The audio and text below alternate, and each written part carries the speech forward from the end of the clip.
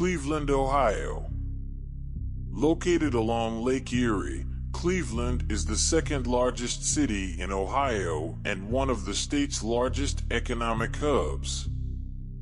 However, Cleveland is also well known for its high crime rates. A crime rate of 59.91 per 1,000 residents in Cleveland is 155% higher than the national average. The Rock and Roll Hall of Fame, Garfield Memorial, and Cleveland Arcade are among the city's attractions. The city has a lot to offer, but many areas suffer from high crime rates, giving it a bad reputation. Cleveland's most known hoods are broken down into sections referred to as down the way, being the heart of the east side, and the way, a small section on the east side, up the way, often referred to as uptown or the south side, and out the way, located in northeast Cleveland, which is the largest section of the city, with the west side and the suburbs being known as the Heights. When I get on that side and I'm running, they're shooting at me directly, and I don't know these people. They bust the back of the window of that truck that I ran next to, everything. They was trying to kill me and everyone I was with for no reason, though. We don't know them. I heard about 10 shots. Hough. The Hough neighborhood is about 2 square miles, with a population of about 8,454 residents. It's bounded by Euclid Avenue to the south, Superior Avenue to the north, East 55th Street to the west, and East 105th Street to the east. Hough crime rates are 183% higher than the national average. Violent crimes in Hough are 383% higher than the national average. In Hough, you have a 1 in 16 chance of becoming a victim of crime. The Hough neighborhood, named for early landowners Oliver and Eliza Hough, was annexed into the city of Cleveland in 1872. Hough was a predominantly middle-class white neighborhood until the 1950s, when it gradually became majority non-white. In July 1966, racial violence erupted at the corner of Hough Avenue and East 79th Street after a black customer was denied a glass of water at a bar. Over the next several days, 4 people would be killed, dozens injured, and wide-scale property damage occurred. Breaking news this morning, a Cleveland police officer shot overnight. 3 news crews have been at the scene all morning long. This is East 79th and Wade Park. We've been there for the last couple of hours working to get more information. Let's bring in Giovanni Lighi, who is live from the scene right now. Giovanni, you said neighbors said this is a pretty quiet neighborhood. They weren't expecting anything like this to ever happen.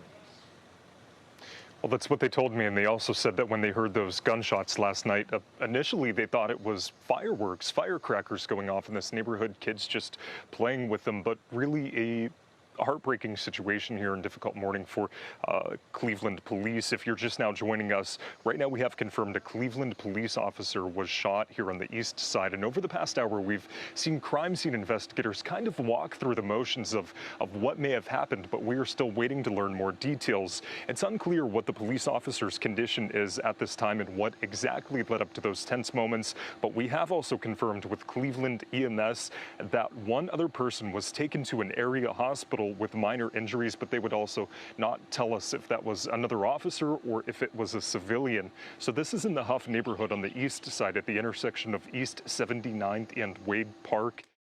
Despite some significant investment and its location adjacent to the massive Cleveland Clinic campus, the neighborhood is still overwhelmingly poor. Nearly 42% of residents live below the poverty line, according to Census Bureau data. Notable gangs and hoods. RDS. Hough Heights around 93rd aka Waterworld due to PCP usage over the years. Hough Harlem. Wade Park has one of the heaviest presence of vice lords in Cleveland. Kinsman. Kinsman is an area just southeast of downtown Cleveland. This area of town has a high violent crime rate, with gang activity being present. Out of a population of about 3,270 residents, Kinsman has a crime rate that is 251% above the national average. As with much of East Cleveland, Kinsman has a high violent crime rate that is mainly linked to neighborhood-based gang conflict. Along with a high violent crime rate, Kinsman also has high rates of drug trafficking, theft, and prostitution. Public housing initiatives have a particularly checkered history in the Kinsman neighborhood.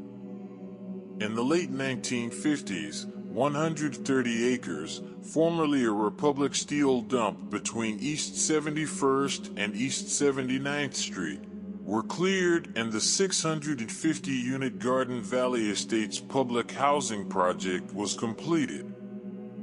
Problems arose almost from day one, and federal housing officials soon were describing the property as the second worst public housing in the nation, plagued by crime, inadequate maintenance, and mismanagement.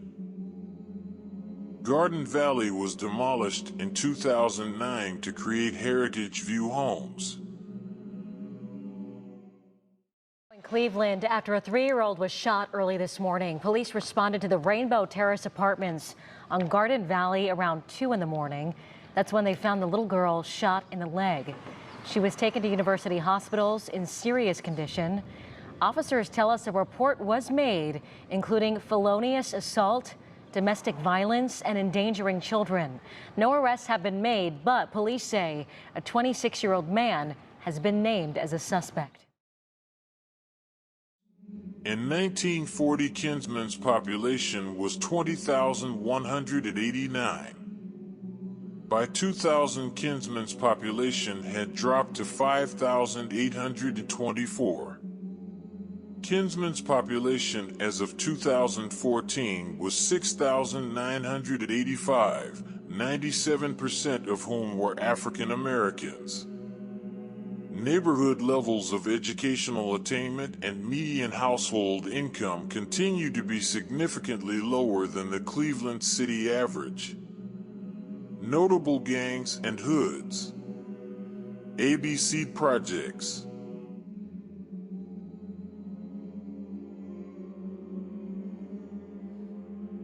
St. Clair-Superior.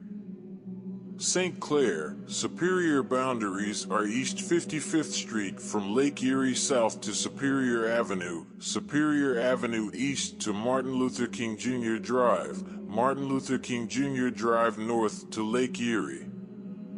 There are around 5,580 residents in St. Clair-Superior, which sits along Lake Erie near downtown Cleveland. The neighborhood has a high violent crime rate with an abundance of gang activity. There are many crimes in St. Clair-Superior, including homicides, drug trafficking, prostitution, robberies, and property crimes. St. Clair-Superior crime rates are 229% higher than the national average. Violent crimes in St. Clair-Superior are 463% higher than the national average. In St. Clair-Superior, you have a 1 in 14 chance of becoming a victim of crime. The neighborhood experienced a drastic change in population after World War II as returning soldiers and their families fled to the suburbs. It wasn't until the 1990s that most residents of the St. Clair-Superior neighborhood were Eastern Europeans. In 2014, however, 79% of neighborhood residents were African American.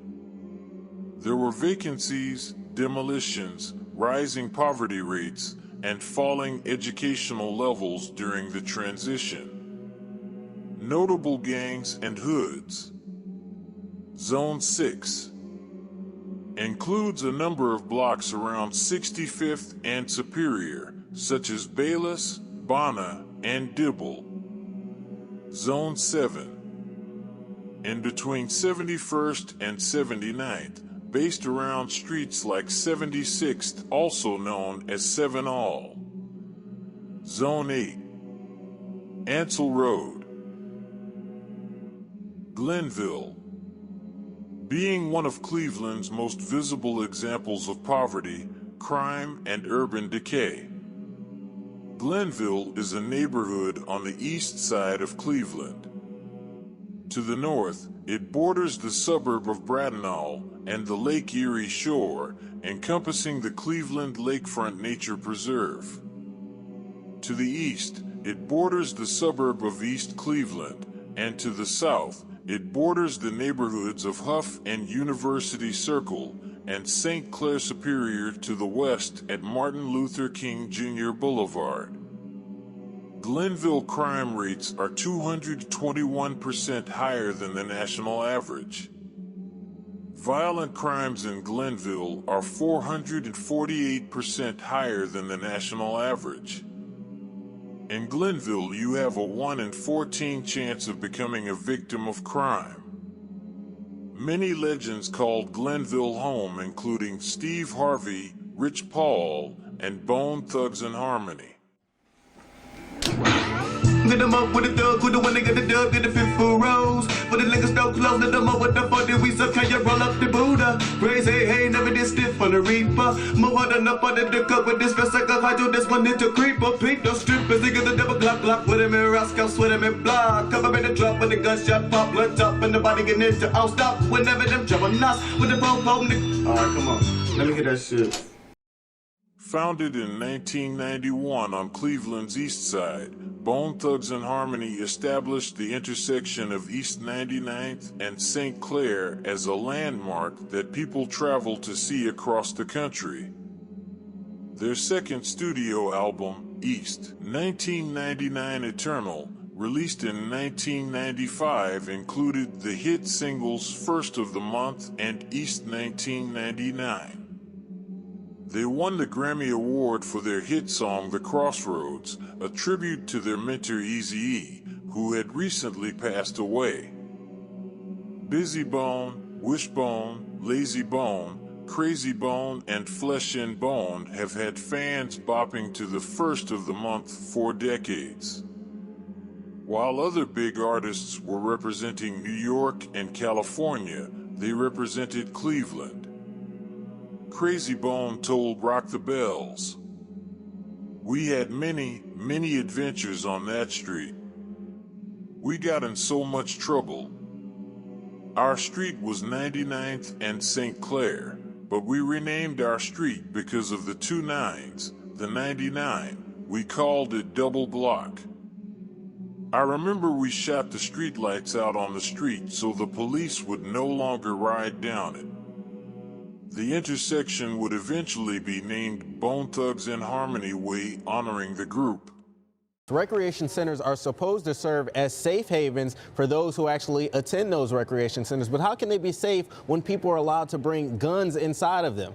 Well, we just found out it took an hour and a half before police were even called.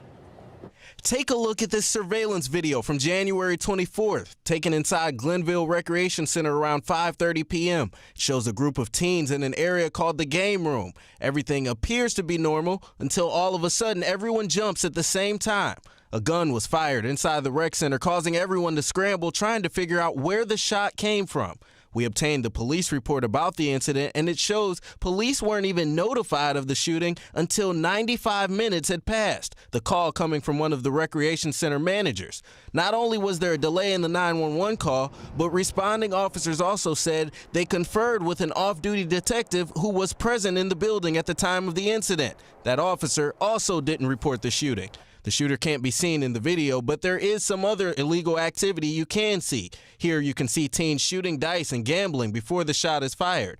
And immediately after the shooting, police say another person also had a concealed weapon of his own in his waistband. Signs posted outside of the rec center clearly prohibit guns from being brought inside, but there's nothing to prevent it from happening. Fortunately, in this instance, no one was hurt. Notable gangs and hoods. Wasteland. A long stretch of St. Clair Avenue in Glenville, aka Hooley's. 108th Street. A small section of Glenville around St. Clair Avenue and 108th, once known as 108 Hooley's. 10-5. Glenville's 105th Street area, a large section with numerous blocks and hoods.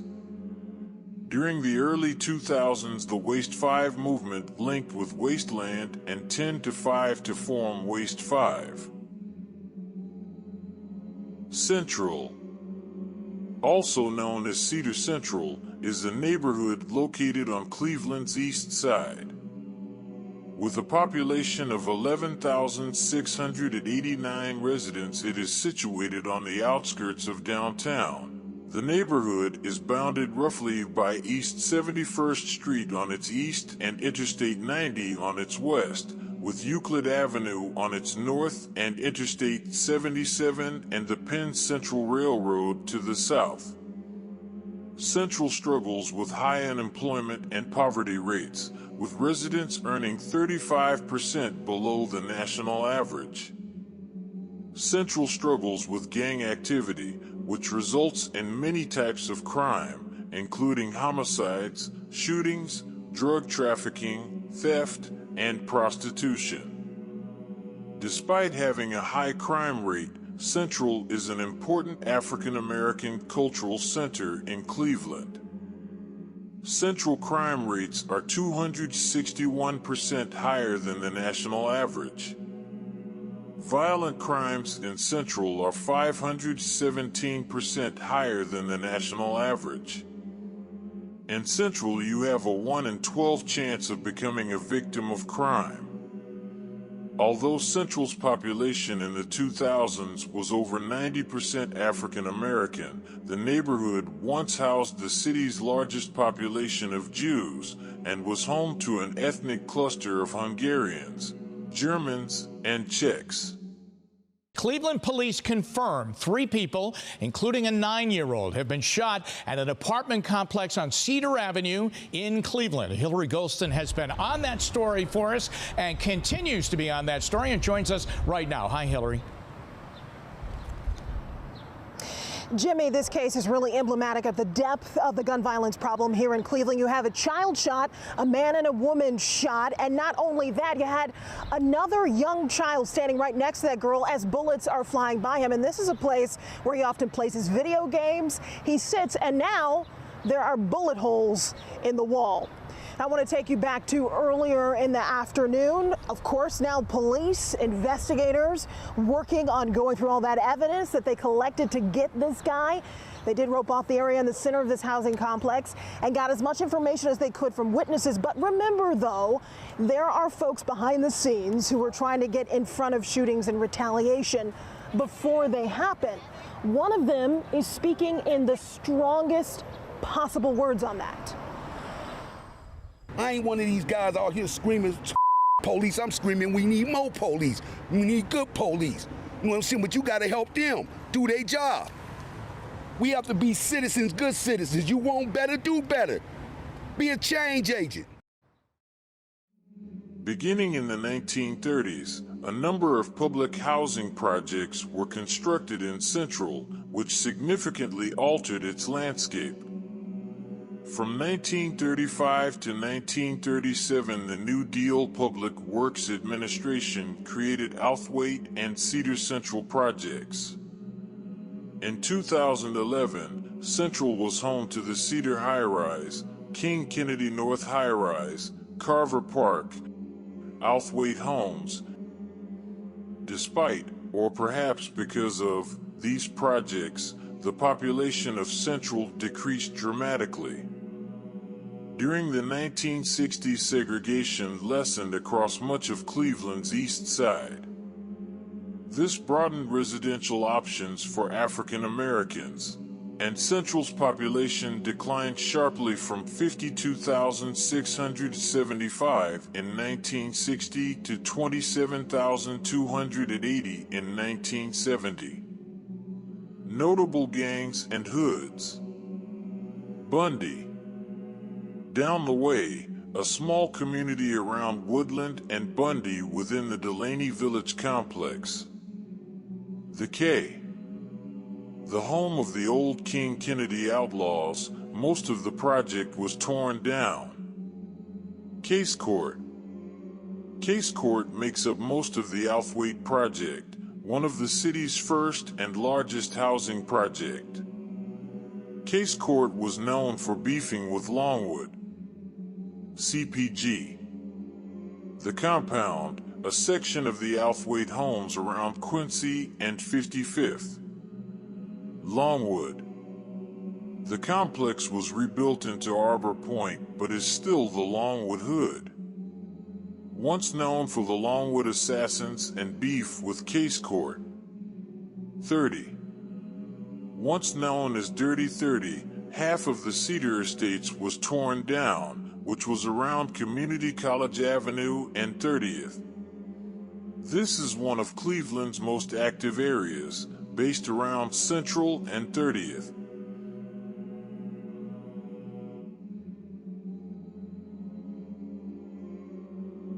Stockyards. Also known as the Yards, Stockyards is a neighborhood on the west side of Cleveland with a population of about 6,468 residents. It is located between I-71 to the south, roughly Ridge Road to the west, West 44th Street to the east, and just south of I-90 to the north. Like many neighborhoods in West Cleveland, Stockyards has a high violent crime rate and struggles with gang activity. The Stockyards area suffers from a high poverty rate as well, with the average family earning 55% below the national average. Stockyards crime rates are 259% higher than the national average. Violent crimes in Stockyards are 514% higher than the national average. In Stockyards, you have a 1 in 12 chance of becoming a victim of crime. Another night and unfortunately another story on the senseless gun violence leading our newscast. And today another shooting claiming the life of a 3-year-old boy.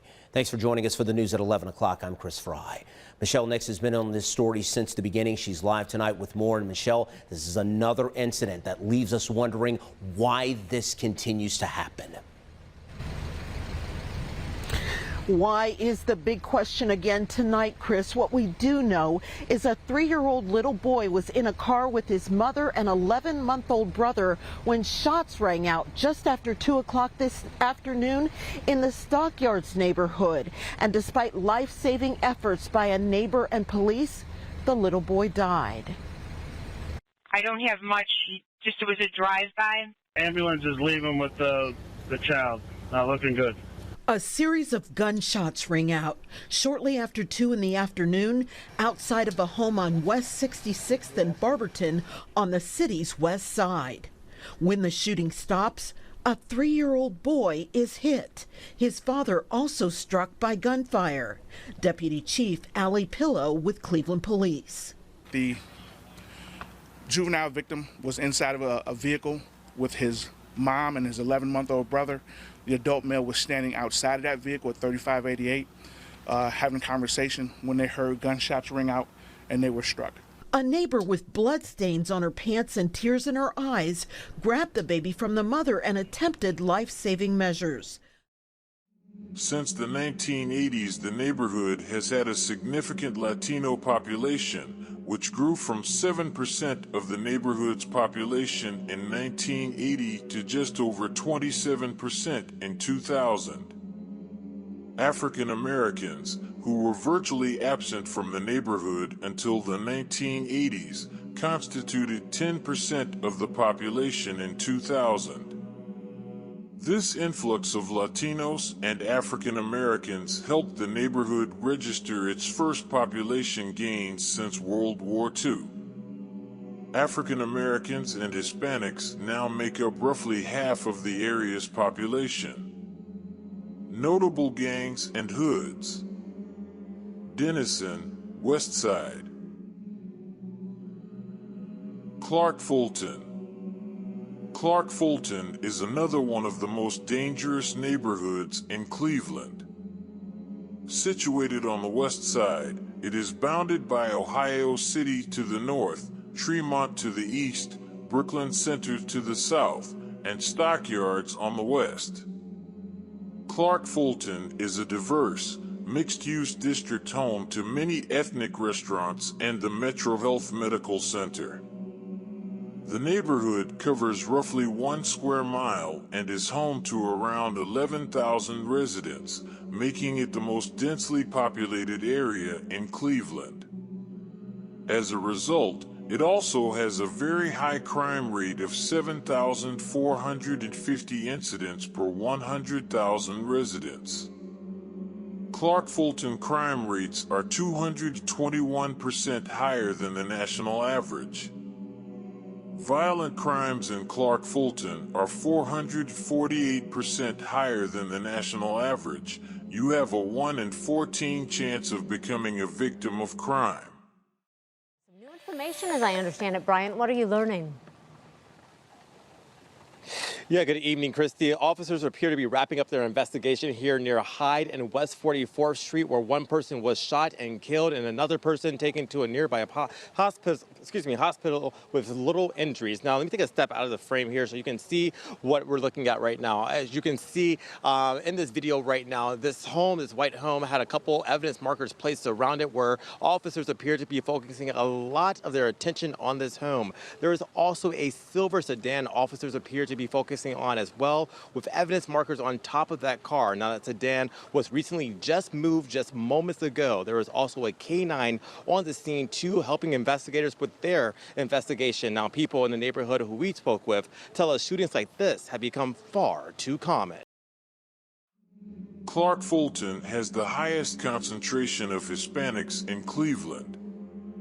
A majority of the neighborhood's Hispanic residents are of Puerto Rican descent.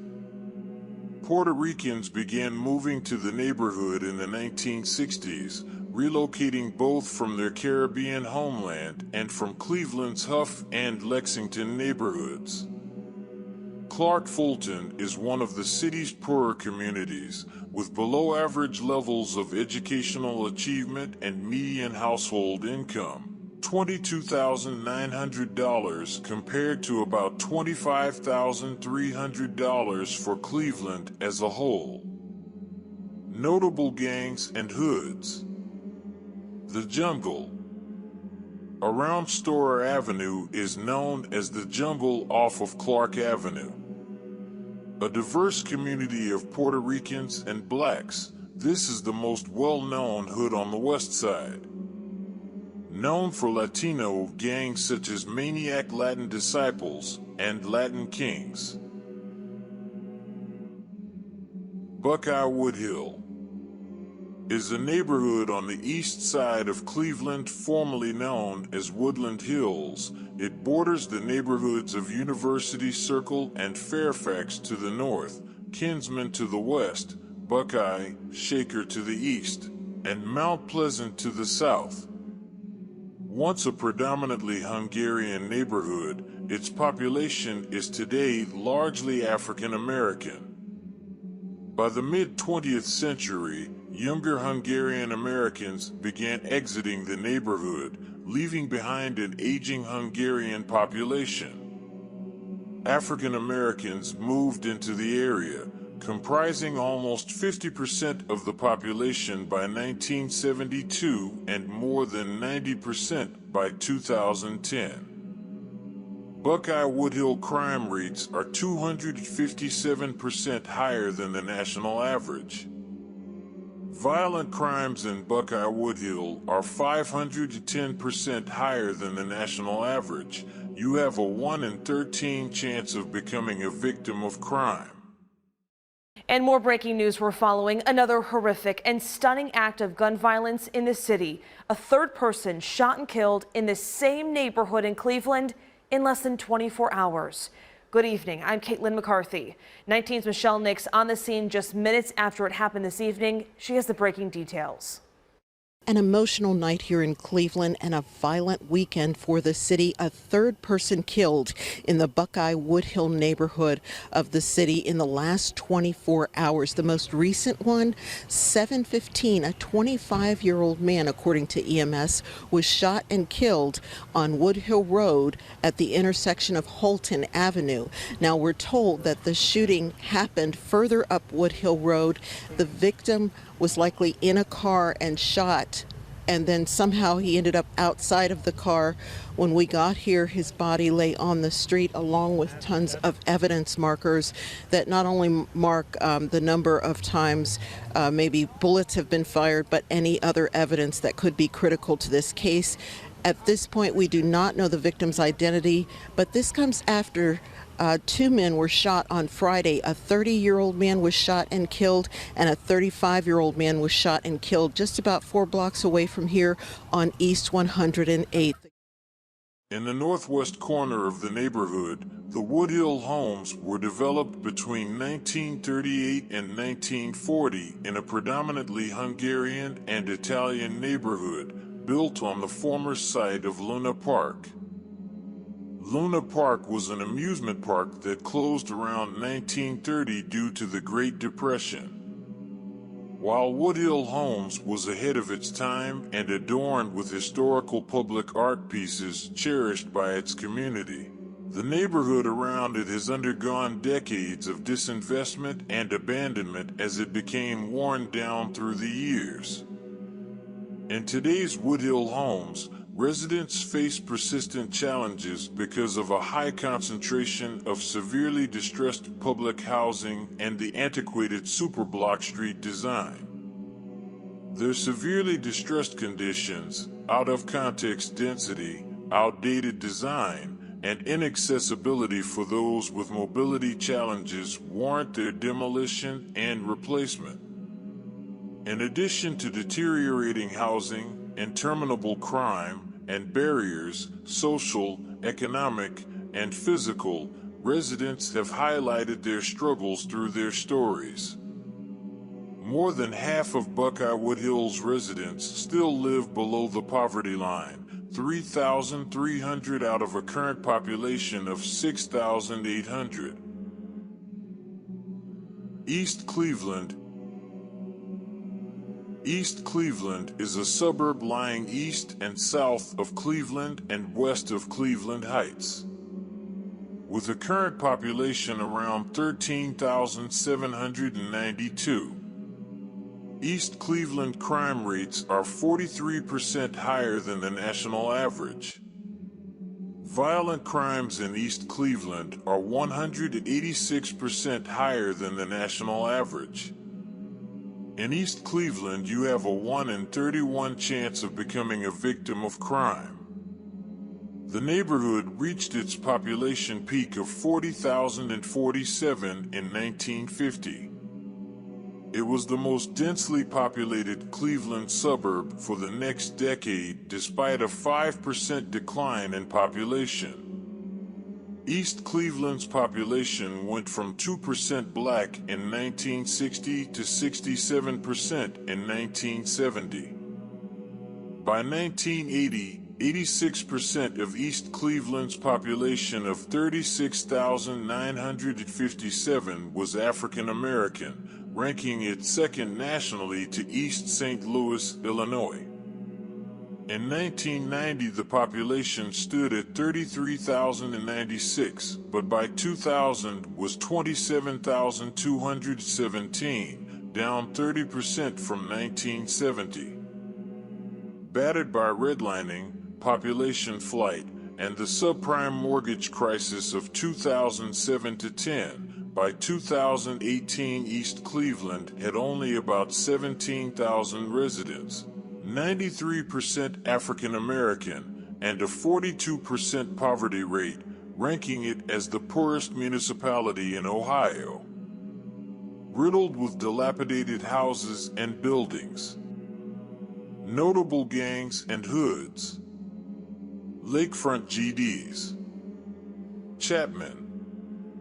One of the East Cleveland blocks that is known for its vacant and dilapidated buildings and ruined streets.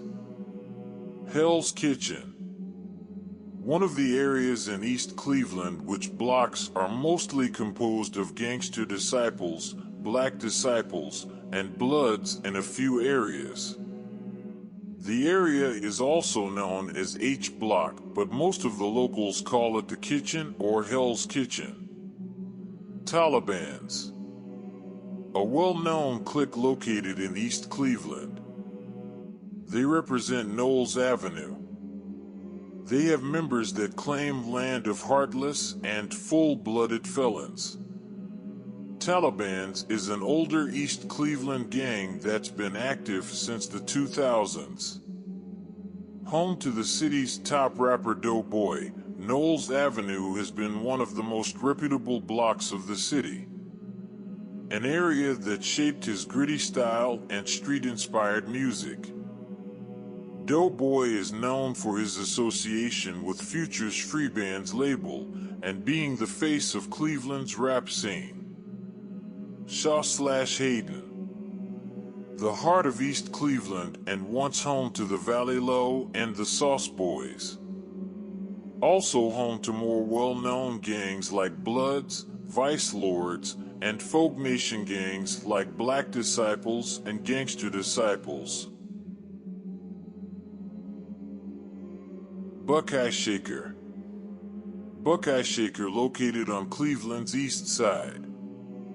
With a population of around 10,900 residents, encompasses two sub-neighborhoods, in its south and west, the Old Buckeye neighborhood, and in its northeast, the Shaker Square neighborhood, which is centered on an historic shopping district.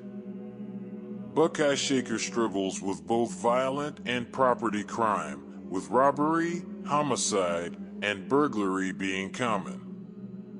Employment options in the area are limited, with the average household income being 36% below the national average. Despite having a high crime rate, the area is home to tourist sites such as Shaker Square Historic District. Buckeye-Shaker crime rates are 135% higher than the national average. Violent crimes in Buckeye-Shaker are 302% higher than the national average. In Buckeye-Shaker, you have a 1 in 19 chance of becoming a victim of crime. From the early to mid-20th century, the Buckeye Road neighborhood was known as Little Hungary, serving as the historic heart of Cleveland's Hungarian community, which at one time was the largest in the world outside of Hungary and for years has been almost completely African American.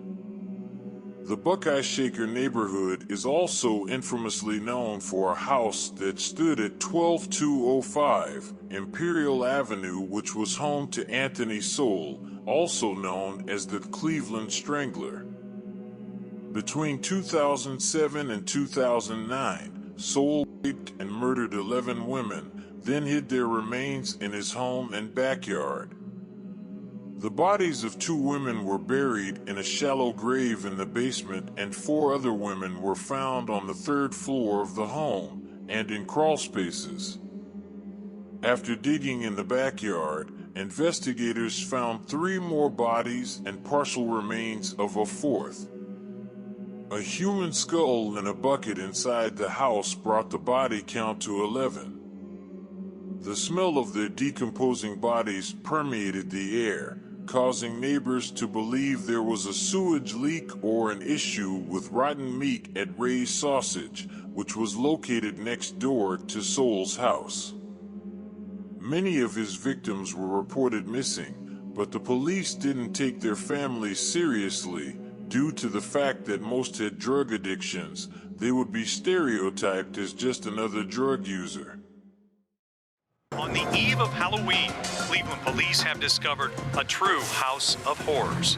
The 2009 discovery of the remains of 11 women in and around the home of Anthony Sowell sent shockwaves through the nation. More than a decade later, seen a lady jump out the window, running away from Anthony Sowell. Sowell's death brings vivid memories for Donald Laster, who testified at the trial of the Cleveland Strangler. I think that he's probably in hell running from the devil now.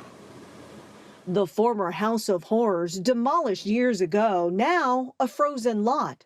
The case put forth the cold reality of a failed criminal justice system.